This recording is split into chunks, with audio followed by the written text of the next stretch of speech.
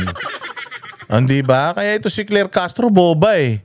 Yun din yung sinasabi niya na yung notaryo daw, kesyo ganito, kesyo ganyan. Nagtataka lang ako dito kay Franz Castro. Kay Claire Castro pala, bakit dinidiscredit niya itong nagsasalita? Ayan oh. O, pakinggan naman natin tong sinasabi ni Castro. Na si Orly Guteza, implicating po former Speaker Romualdez, pinsan po ng ating Pangulo, dun sa flood control anomaly, saying na siya... Ang ini-implicate Romualdez, pinsan ng Pangulo. Ini-implicate ang Pangulo? Hindi. Ba't nagre-react yung Pangulo? Ba't nagre-react yung spokesperson ng Pangulo? Si Claire Castro ba spokesperson ni Romualdez? Mismo yung nagdi-deliver ng mali-malitang pera na kung tawagin po nila ay basura. Muli, ang nais ng Pangulo, lahat po na magtetestigo, ay makumpleto po sana ang ebidensya dahil ito po ay magagamit kung masasampahan ng kaso sa korte. At dapat ayusin kung ano man ang kanilang mga salaysay. At katulad nga nito, napabalita rin po na yung mismo notaryo publiko ay sinasabing peke dahil hindi daw po niya ito ninotaryuhan. So kung may mga maliliit na bagay na ikaw ay nakakapagsinungaling, paano pa kung mas malaking bagay? So dinidiscredit niya na kagad si Orly. Bakit? Bakit, Claire? Kasi, alam mo, magnanakaw yung amo mo. Kaya, alam mo din na kung pumunta na to kay Romualdez, putangin na, pupunta na yan dun sa amo mo. At pag napunta yan sa amo niya, damay siya. Aso siya eh. Na pag nawala yung amo niya, putang ina, balik na naman sa pagva-vlog to. Walang tatanggap dito. Bobo to eh. Hindi ba? I mean, okay. Problema na ng Senado yun. Problema na ng DOJ yun.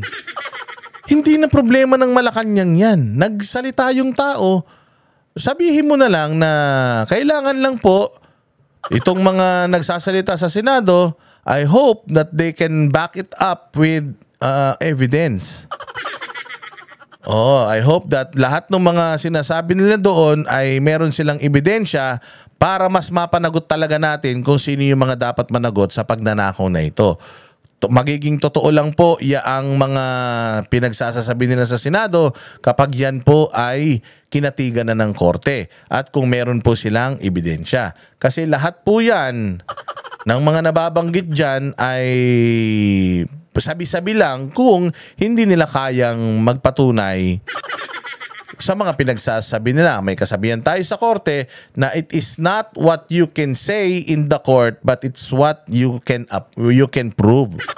Hindi yung masasabi mo, kailangan yung mapapatunayan mo. Ganyan po sa korte. Kaya paalala lang po sa mga resource person at sa mga gustong tumistigo, make sure po na meron po kayong mga supporting evidence diyan po sa inyong mga testimonya. Simple. Bakit mo kailangang i-discredit yung isang tao na ang pagsisinungaling sa isa ay pagsisinungaling na lasing? Ikaw nga, sinungaling kang buwaka ng ina mo ka eh. Fake news peddler ka eh. Paano kami maniniwala sa'yo? Ang dami mo ng fake news na pinagsasabi nun. So kung yung logic kay Orly, ia-apply namin sa'yo.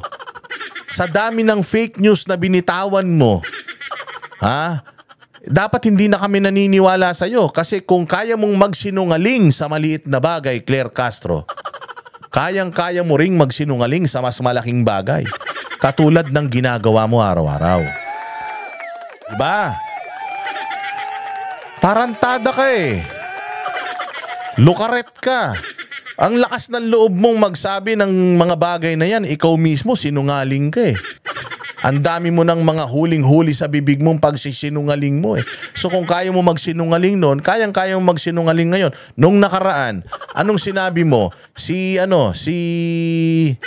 Tawag dito, si Magalong, hindi investigador. Tapos, hindi, sinabi mo pala, nung una, si Magalong, investigador sa ICC. Ano siya, yung consultant at mag-iimbestiga. Tapos, nung umalis na, nung nag-resign na, sasabihin mo, hindi siya investigador. O di ba, sinungaling ka. Ikaw ang sinungaling. Ikaw ang numero 1 sinungaling. Katulad ka ng amo mong si Bongbong na tanga.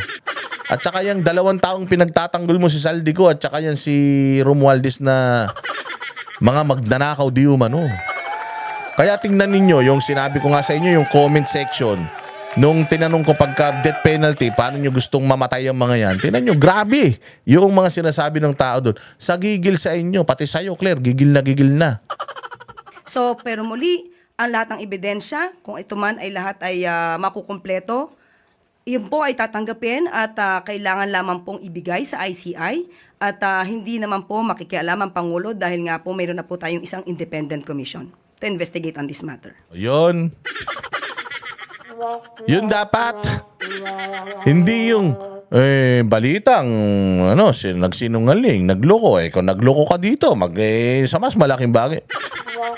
Hindi mo na dapat sinasaklaw yun, Claire. Di ka naman spokesperson ni Romualdez Tangina, hindi mo na nga kayang magsalita para kay Bongbong sasaklawin mo pa si Romualdez hindi ka naman katalinuhan. Ayan mga bossing. Sana kayo ay may natutunan pero pag-usapan lang natin na mabilis yung kay Pangulong Duterte, no. May maganda kasi tayong balita kay Pangulong Duterte na mukhang maganda yung ating laban patungkol diyan sa ICC. Ang latest ICC update po is the defense team of former President Rodrigo Roa Duterte has informed the ICC that it has no objection to the conditions for his interim release following the postponement of his confirmation charges hearing. The president or the Philippine government has likewise expressed no objection and confirmed its cooperation with the ICC. A third country has reportedly offered to host the former President Duterte if needed. Palakpakan.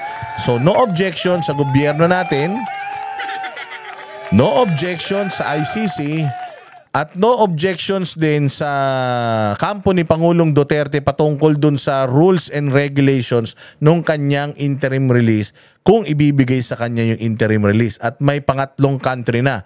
1, 2, 3. Pumasok na po si Pangulong Duterte sa lahat ng parameters para sa interim release. And it's just a matter of time. I just hope that it's not too late. So let's continue praying. Again, God is watching us. God is always with us.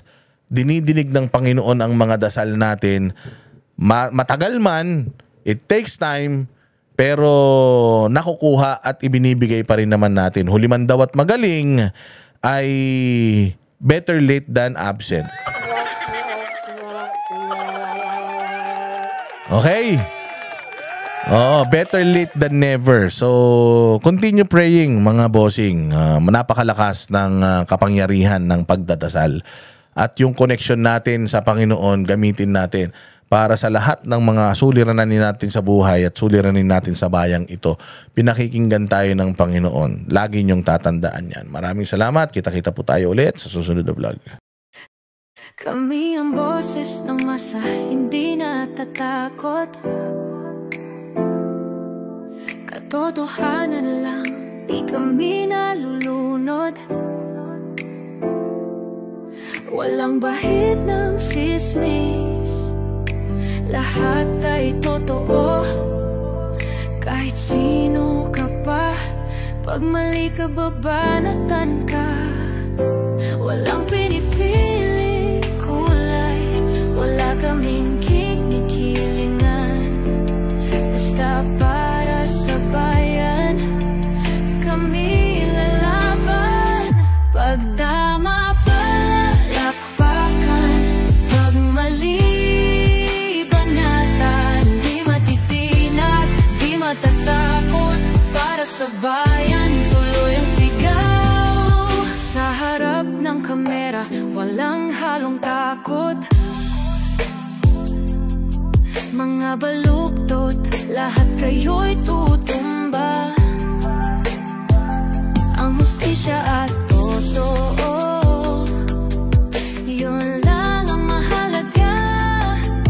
Kahit sinong harang, di kami matitinag. Walang pinipiling kulay, wala kaming kinikilingan.